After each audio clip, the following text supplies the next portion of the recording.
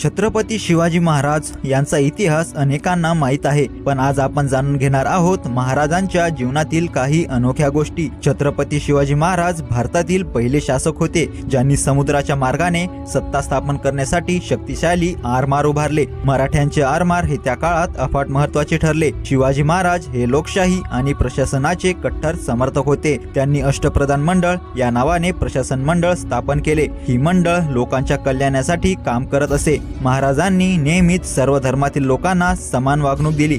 त्यांच्या सैन्यात मुस्लिम सरदारांचे महत्त्वपूर्ण योगदान होते। अफजल खानचा पराभव केल्यानंतरही त्यांनी त्यांच्या प्रेताचा योग्य विधीने अंत्यसंस्कार केला। महाराजांची गनिमी कावा ही युद्धकला इतकी प्रभावी होती की मोठ्या सैन्यालाही त्यांनी अडचणीत आणले। ही युद्धकला आजही प्रेरणा देते। शिवाजी महाराजांनी स्त्रियांबाबत नेहमीच आदर दाखवला।